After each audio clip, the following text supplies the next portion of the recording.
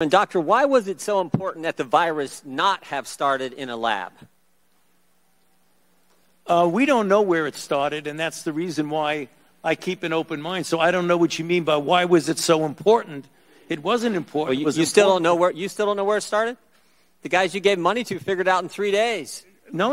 Mr. Anderson said on January 31st, 2020, virus looks engineered, virus not consistent with evolutionary theory. The very next day, Dr. Gary said, I don't know how this happens in nature. It'd be easy to do in a lab. And then 3 days later, Shazam, they switch and say it has to be nature. So they figured it out in 3 days, but you still don't know?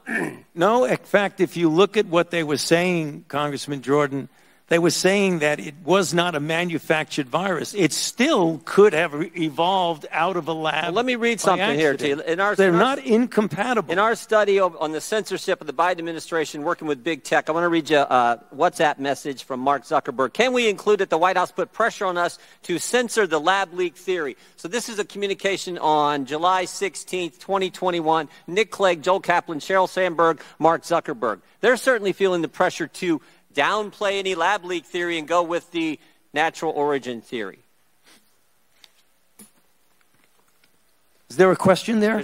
One's coming. Here's another email to Mark Zuckerberg. It says, subject line, COVID misinformation, Wuhan lab leak theory. In response to continued public pressure and tense conversations with the new administration, we started removing 5 COVID claims, including the lab leak theory. Mr. Zuckerberg responds, this seems like a good reminder that when we compromise our standards due to pressure from an administration in either direction, we often later regret it.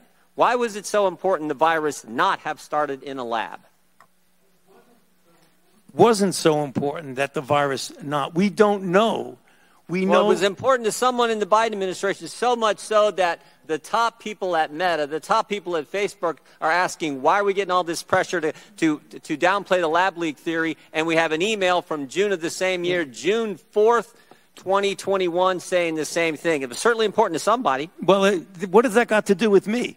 I'm asking you because you're the expert on the coronavirus. I'm saying why was the administration so pushing not to have the lab leak theory as something that was viable? I can answer that. I've kept an open mind throughout the entire process. You kept an open mind. Dr. Fauci, open mind. That is correct. What happened in those 3 days? Why did Dr. Anderson and Mr. Anderson and Dr. Gary, why did they change their mind in 180 degrees?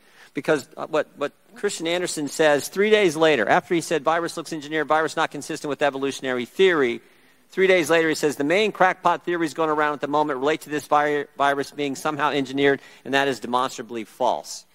How did they figure all that out in 3 days, Dr. Fauci? You can do that. Still have an open mind. Well, what they did is that they testified before this committee. What they did, they went back and looked at the sequences and realized that their initial concern was unfounded about that, and it did not look at all like it was manufactured. But as they said in their paper, even though they feel it was more likely... 3 days, they figured it out. That's exactly. You could do that in 3 days. You can scan sequences in a day. You don't need 3 days. Okay, who's Robert Redfield? The former director of the CDC. Dr. Redfield, right? And he was also on the coronavirus task force. Is that accurate? He was a member of the coronavirus task force. And here's what he said to this committee. He said, Redfield said that Fauci and Collins left him out because Redfield suspected that coronavirus had leaked from the Chinese lab. Is that accurate? Well, he said that, but that's not true. That is incorrect, Congressman. Dr. Redfield's lying to the committee when he sat right where you sat? When he said that I kept him out, that is an incorrect statement. The roster who was on the phone... Was Dr. Redfield in that conference call on February 1st when you had Mr. Anderson and Dr. Gary on that call? He was not. And the conference call was put together by Jeremy Farrar. So no one kept him out. He said he was kept out because he felt... Did U.S. tax dollars... You want me to answer the question? Yeah, I would just wonder why he wasn't on the call. It seems to me the head of CDC, part of the coronavirus task force, which was formed 2 days prior to that call, would have been on the call. Well, the call was arranged by Jeremy Farrar. You should ask him. Okay. Did U.S. tax dollars flow through a grant recipient to the lab in China? I'm sorry. Did U.S. tax dollars flow through a grant recipient to the lab in China? Yes, of course. It was a subaward to the Wuhan Institute. And who approved that award? Excuse me? And who approved that award? What agency approved that award? National Institute of Allergy and Infectious Diseases. Your agency approved that, right? Yes, it did. After. Does that have anything to do with this downplaying of the lab leak theory? No.